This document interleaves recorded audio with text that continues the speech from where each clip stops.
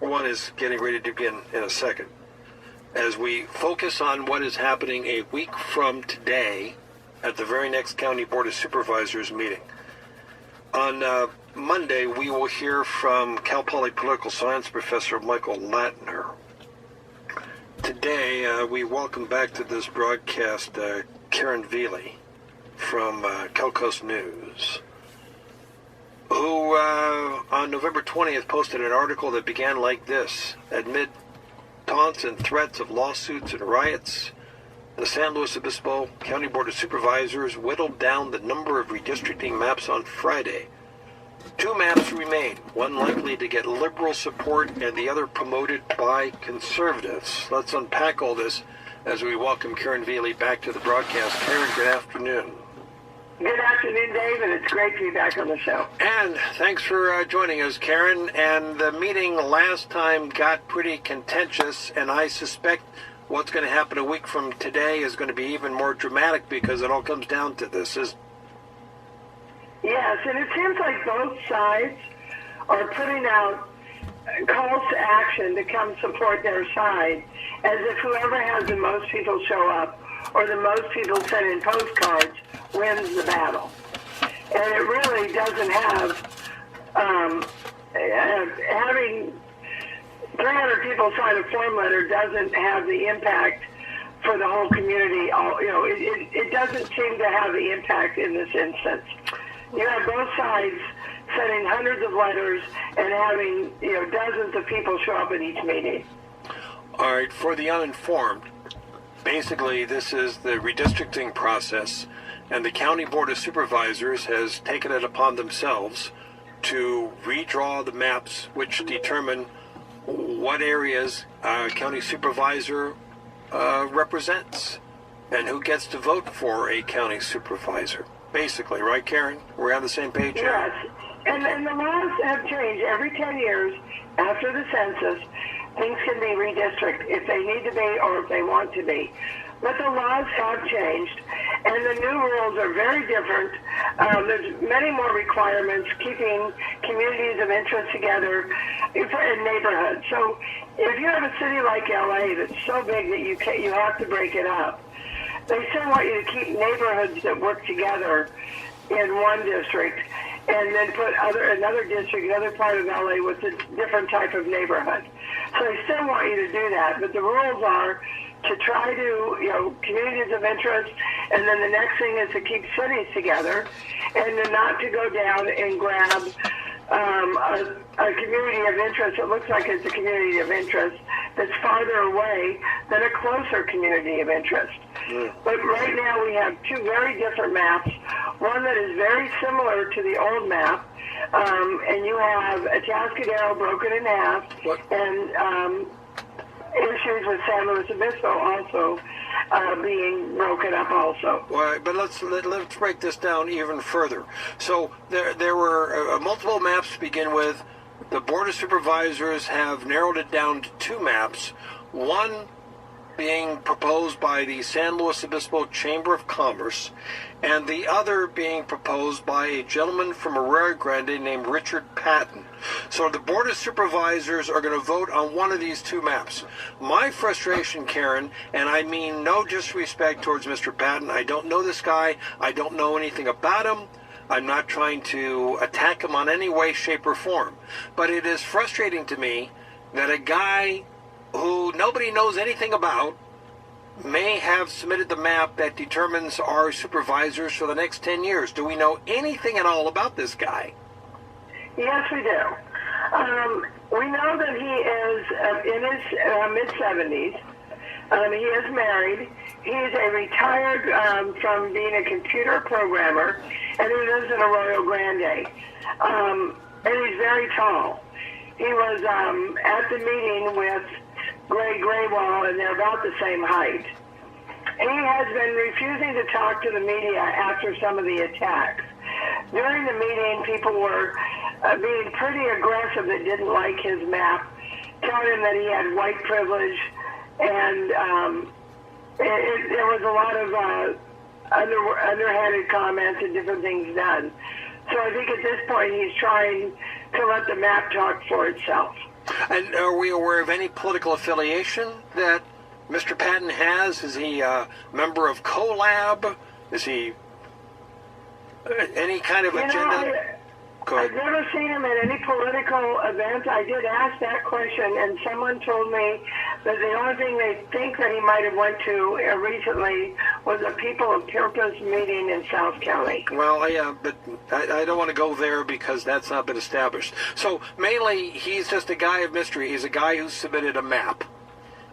He is one of, I think there were 30 or 40 maps submitted. So there were quite a few maps submitted by different people. All right, let me take the first break early. We'll come back with Karen Veely from South Coast News. And let's make the distinction between the so-called Patton map and the Chamber of Commerce proposal. What's at stake here and the rhetoric that is taking place. For example, Joe Tarica, the editor of the Tribune, wrote an opinion piece today called "The Patton Map is a Farce.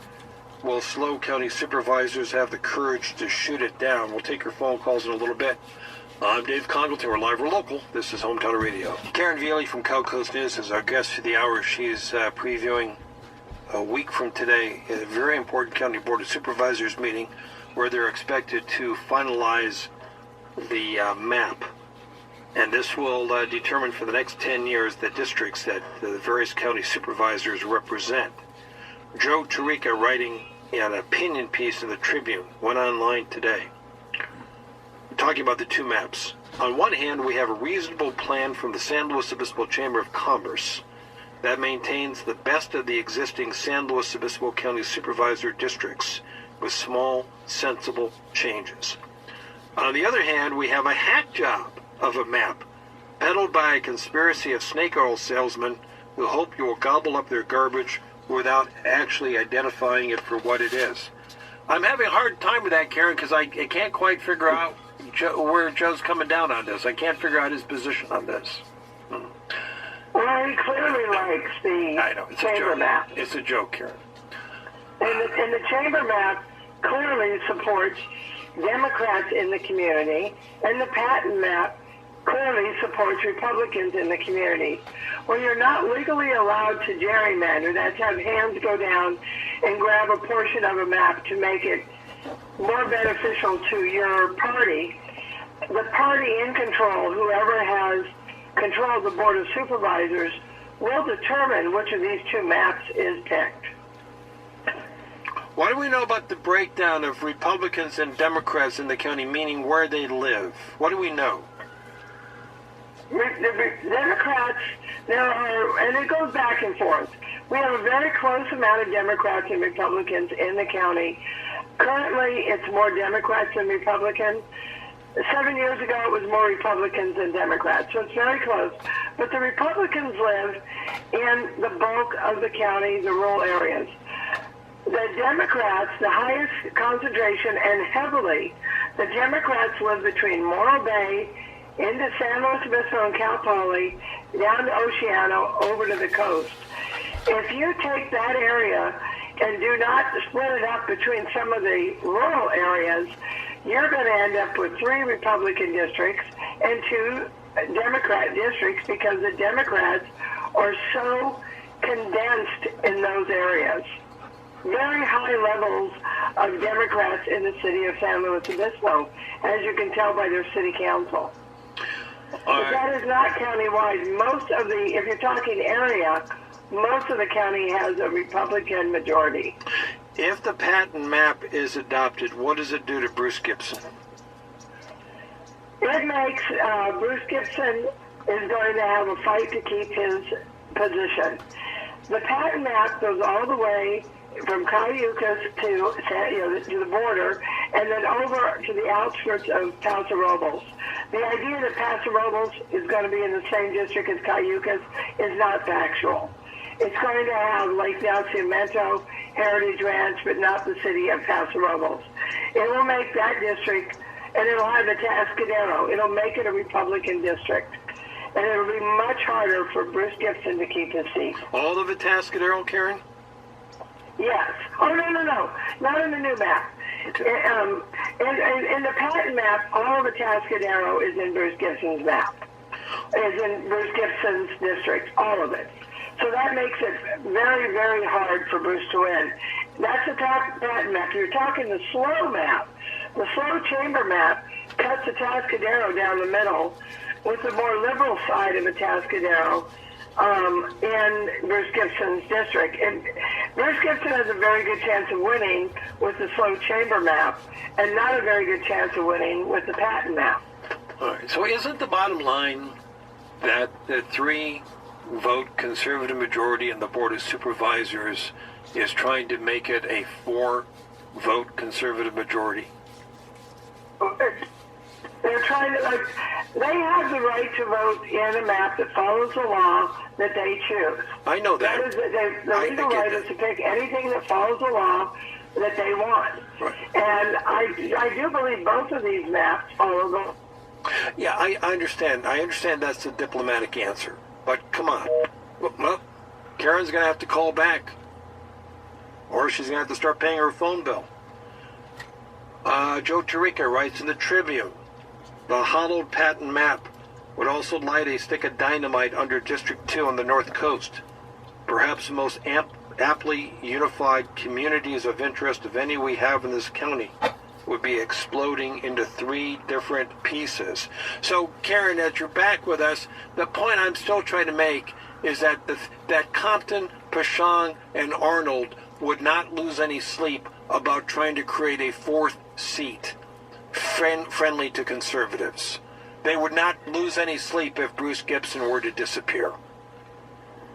Yeah, I do not think they would lose any sleep. And the other side, when they went in and took more of District 5 in to grab more of SLO, which helped Jim Patterson, they lost no sleep. They did a number of things last time that did help their party. They had a 3-person majority, and they put districts in that helped the Democratic Party. Yes, elections have consequences.